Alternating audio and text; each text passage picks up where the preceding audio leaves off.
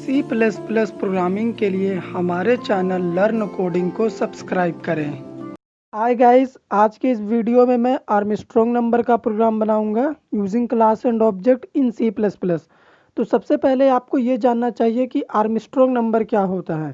तो मैं यहाँ पे कमेंट पार्ट में आपको समझा रहा हूँ। अगर हम एग्जांपल के लिए एक नंबर लेते हैं 153, तो 153 एक आर्मस्ट्रॉन्ग नंबर है। क्यों?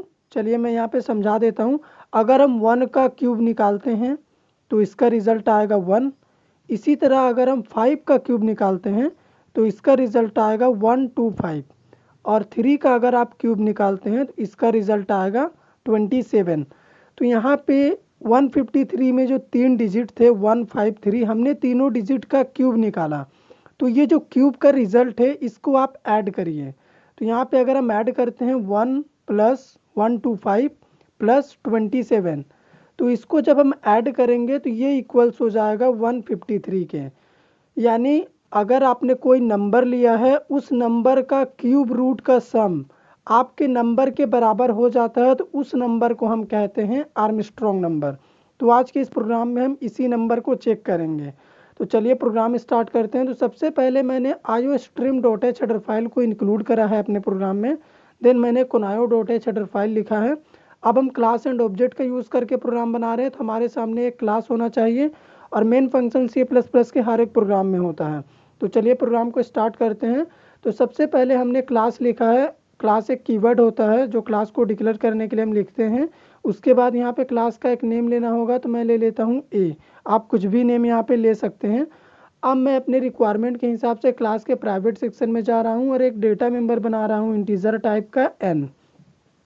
इस एन डेटा मेंबर में मैं यूज़र से एक इंटीजर वैल्यू इनपुट कराऊंगा और उसी वैल्यू को चेक करेंगे कि वो आर्मस्ट्रॉन्ग है कि नहीं। तो मैं सेमीकोलन से क्लोज करता हूँ। तो ये डेटा मेंबर प्राइवेट है। अब मैं पब्लिक एक्सेस मॉडिफायर यहाँ पे यूज़ कर रहा हूँ। यहाँ से क्लास की बॉडी पब्लिक हो गई है और पब्लिक सेक्शन में मैं वॉइड सेट डेटा नाम का एक मेंबर फंक्शन बना रहा हूँ। सेट डेटा मेंबर फंक्शन में हम क्या करेंगे, यूज़र से एक वैल्यू इनपुट कराएंगे। तो यहाँ पे मैं सी आउट में एक मैसेज लिख रहा हूँ, एंटर एनी नंबर। तो आप यहाँ पे डबल कोट्स में जो भी टाइप करेंगे वो आपको रन टाइम में आपके स्क्रीन में प्रिंट में मिलेगा। तो सी इन से हम उस नंबर को इनपुट करा लेते हैं। तो मैंने एन में एक इंटीजर वैल्यू इनपुट ले लिया है। तो सेट डेटा का मकसद यही था कि एक वैल्यू को इनपुट कराना है, हमें वेरिएबल में एक वैल्यू सेट करना है। अब मैं एक और मेंबर फंक्शन बना रहा हूँ, void gate data. Gate data member function में हम क्या करेंगे, जो भी हमारा लॉजिक है उसे इम्प्लीमेंट करेंगे और रिजल्ट भी यहीं पे प्रिंट कराएंगे। अब मैं void gate data member function में क्या करूंगा, सबसे पहले जो मैंने एन में वैल्यू इनपुट कराया था उसे एक सेकेंड वेरिएबल सी में स्टोर करा लेता हूँ। मैंने इस वैल्यू को सी में इसलिए स्टोर कराया है क्योंकि एन की एक्चुअल वैल्यू को हम प्रोग्राम में आगे रिमाइंडर के लिए, डिवीज़न के लिए और एडिशन के लिए यूज़ करेंगे तो ये वैल्यू डिक्रीज हो जाएगी, यानी इसमें इसका एक्चुअल वैल्यू नहीं रह पाएगा। इसीलिए हम सबसे पहले इसकी एक्चुअल वैल्यू को एक जगह रख लेते हैं ताकि बाद में जब हम कंपेयर करें इफ स्टेटमेंट में तो हम इस सी वेरिएबल से कंपेयर कर सकें एक्चुअल वैल्यू को। इसीलिए मैंने इसे सी में स्टोर कराया है। तो मैं सी नाम के डेटा मेंबर को यहाँ पे डिक्लेयर कर लेता हूँ क्लास के प्राइवेट पार्ट में, ताकि हमें कोई एरर ना आए वेरिएबल को लेके। अब हम क्या करेंगे, वाइल लूप का यूज़ करेंगे। आप चाहें तो फॉर लूप या फिर डू वाइल लूप का भी यूज़ यहाँ पे कर सकते हैं। तो यहाँ पे लूप में मैं एक कंडीशन पुट कर रहा हूँ, n ग्रेटर देन 0। जब n का वैल्यू 0 से बड़ा होगा तभी ये लूप एग्जीक्यूट होगा। तो यहाँ पे अब चलिए लूप के अंदर हम लॉजिक लिखते हैं। सबसे पहले जो नंबर मैंने इनपुट करा है उसका मैं रिमाइंडर फाइंड कर लेता हूँ। तो मैंने n मॉडुलस 10 लिखा है और इसे स्टोर करा देता हूँ एक r नाम के वेरिएबल में, यानी रिमाइंडर में। तो इस r नाम के वेरिएबल को मैंने अभी क्लास के प्राइवेट सेक्शन में डिक्लेयर नहीं करा है, तो मैं इसे यहाँ पे डिक्लेयर कर ले रहा हूँ। तो अब हम क्या करेंगे, प्रोग्राम में जैसे जैसे आप देख सकते हैं रिक्वायरमेंट आ रहा है, हम डेटा मेंबर बढ़ाते जा रहे हैं। तो यहाँ पे जो हमने रिमाइंडर फाइंड किया है सबसे पहले मैं उसका क्यूब निकाल लेता हूँ। तो मैं r यहाँ पे लिख रहा हूँ और उसके बाद इसे ऐड कर देता हूँ एक आर्म नाम के वेरिएबल से। आर्म नाम के वेरिएबल से हमने ऐड इसलिए किया है क्योंकि मैं इसमें अभी वैल्यू सेट करूँगा, आपको तब पता चल जाएगा इसका क्या काम है। तो इसे स्टोर करा देता हूँ मैं फिर से उसी आर्म नाम के वेरिएबल में। तो यहाँ पे आर्म वाले वेरिएबल का यूज़ हम एडिशन के लिए कर रहे हैं, तो इसे हमें क्लास के प्राइवेट पार्ट में डिक्लेयर करना होगा। तो मैं यहाँ पे आर्म इक्वल्स टू 0 लिख रहा हूँ। 0 इसलिए लिखा क्योंकि हम एडिशन के लिए इसे यूज़ करे हैं और 0 में हम कुछ भी ऐड करेंगे तो वो रिज़ल्ट उतना ही रहेगा। लेकिन यहाँ पे हम आर्म इक्वल्स टू जो 0 लिखे हैं वो हम क्लास के प्राइवेट या फिर पब्लिक पार्ट में नहीं लिख सकते हैं, क्योंकि क्लास के लिए कभी भी कंपाइलर मेमोरी इशू नहीं करता, कंपाइलर मेंबर फंक्शन के लिए मेमोरी इशू करता है। तो इस आर्म इक्वल्स टू 0 को हमें मेंबर फंक्शन में लिखना होगा। तो मैं यहाँ पे आर्म सिर्फ डिक्लेयर कर दिया हूँ और यहाँ पे लिख रहा हूँ आर्म इक्वल्स टू 0, क्योंकि क्लास जो है वो एक लॉजिकल पार्ट होता है और कंपाइलर कभी भी क्लास के लिए मेमोरी नहीं देता। अगर हम आर्म इक्वल टू 0 क्लास के प्राइवेट पार्ट में लिख देंगे तो ये स्टोर होने के लिए मेमोरी खोजेगा और कंपाइलर तो कभी क्लास को मेमोरी देता नहीं है। लेकिन मेंबर फंक्शन में हमने लिखा है तो मेंबर फंक्शन कॉलिंग के बाद एग्जीक्यूट होता है, तो इसके लिए मेमोरी इशू करेगा कंपाइलर, तभी ये 0 इसमें स्टोर हो जाएगा। अब हम आगे की लॉजिक को इम्प्लीमेंट करते हैं। तो सबसे पहले अब हम क्या करेंगे, जो नंबर हमने इनपुट करा था रिमाइंडर और एडिशन फाइंड करने के बाद उसे फिर से हम 10 से क्या करेंगे, डिवाइड कर देंगे और इसे फिर से मैं स्टोर करा देता हूँ उसी n वाले वेरिएबल में। तो ये जो 3 लाइन का मैंने लॉजिक लिखा है इसे मैं ड्राई रन करके आपको समझाऊंगा कि ये मैंने क्यों लिखा है। आपको अगर समझ में नहीं आता है तो मैं ड्राई रन करूँगा। अब हम क्या करेंगे, लूप बॉडी के बाहर जाएंगे और यहाँ पे इफ़ स्टेटमेंट मैं यूज़ कर रहा हूँ और यहाँ पे कंपेरिजन हम करेंगे सी नाम के वेरिएबल से और इक्वल इक्वल आर्म, क्योंकि सी नाम के वेरिएबल में हमने n की एक्चुअल वैल्यू को स्टोर कराया है और आर्म में हम देखेंगे कि सी के बराबर वैल्यू आया है कि नहीं। अगर वैल्यू बराबर आया है तो वो आर्मस्ट्रॉन्ग नंबर होगा। तो सी आउट में यहाँ पे लिख दे रहा हूँ आर्मस्ट्रॉन्ग नंबर। ये रिज़ल्ट कब प्रिंट करेगा, जब हम कोई ऐसा नंबर इनपुट करें जो कंपैरिजन के बाद बराबर हो जाए और वो एक्चुअल में आर्मस्ट्रॉन्ग नंबर रहे। और एल्स पार्ट में मैं क्या कर रहा हूँ, नोट आर्मस्ट्रॉन्ग नाम का एक मैसेज प्रिंट करा रहा हूँ। ये तब एग्जीक्यूट होगा जब हमारा कंडीशन फॉल्स होगा, यानी हम कोई ऐसा नंबर इनपुट कर दे जो सी और आर्म के बराबर ना हो, आर्मस्ट्रॉन्ग नंबर ना रहे, तब ये एग्जीक्यूट होगा।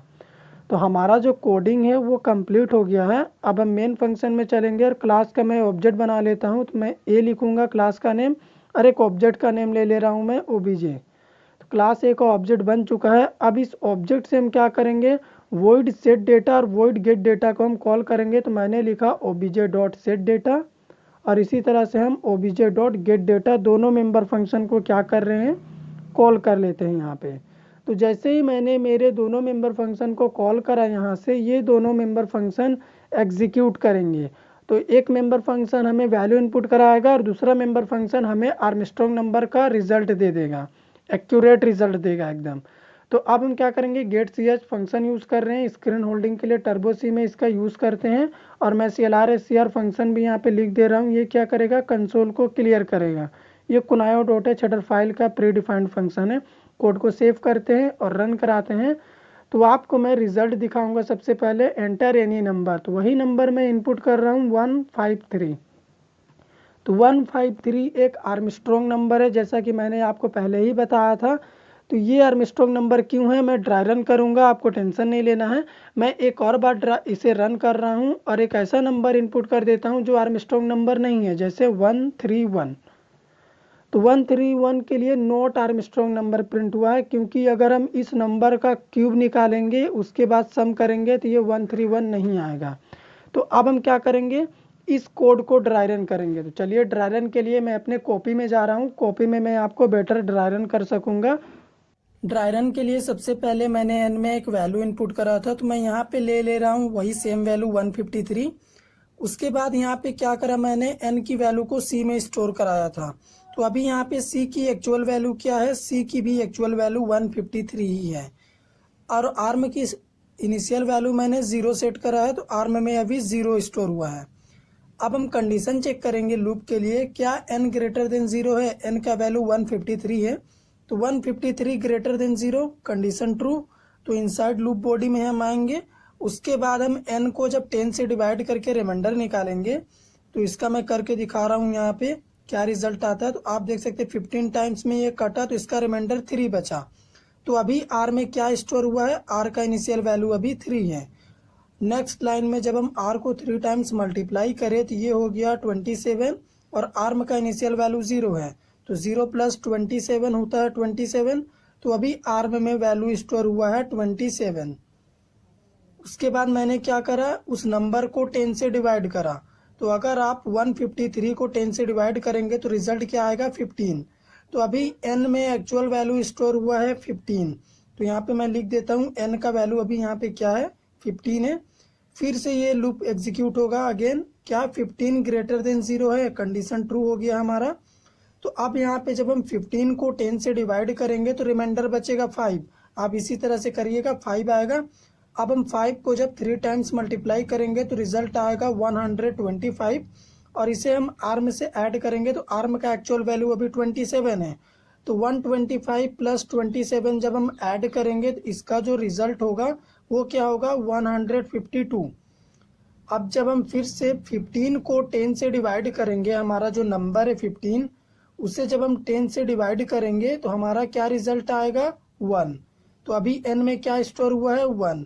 फिर से हमारा लूप कंडीशन चेक करेगा, क्या n ग्रेटर देन 0 यानी 1 ग्रेटर देन 0 है, कंडीशन ट्रू। तो यहाँ पे जब हम 1 को 10 से डिवाइड करेंगे तो रिमाइंडर आएगा 1। तो इसका भी रिमाइंडर 1 आएगा, आप चेक करिएगा एकदम 1 आएगा।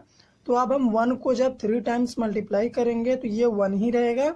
और इसे हम आर्म से ऐड करेंगे तो आर्म का भी एक्चुअल वैल्यू क्या है, 152। तो 1 प्लस 152 कितना होता है, मैं वहाँ पे लिख दे रहा हूँ 153। तो ये हमारा आ चुका है 153। उसके बाद जब मैं 1 को 10 से डिवाइड करूंगा तो इसका रिजल्ट आएगा 0 पॉइंट समथिंग। लेकिन डेटा टाइप होने के कारण हमें क्या कंसीडर किया जाएगा, 0। तो अब हम फिर से कंडीशन चेक करेंगे, क्या 0 ग्रेटर देन 0 है, कंडीशन हमारा फॉल्स हो गया। तो अब हम लूप बॉडी के बाहर जाएंगे और यहाँ पे मैंने कंपैरिजन में लिखा है c इक्वल आर्म। तो c का एक्चुअल वैल्यू क्या स्टोर कराया था मैंने, n की वैल्यू 153। इसीलिए मैंने c की एक्चुअल वैल्यू को n की वैल्यू को c में स्टोर करा दिया था, क्योंकि अभी n का करंट वैल्यू 0 है।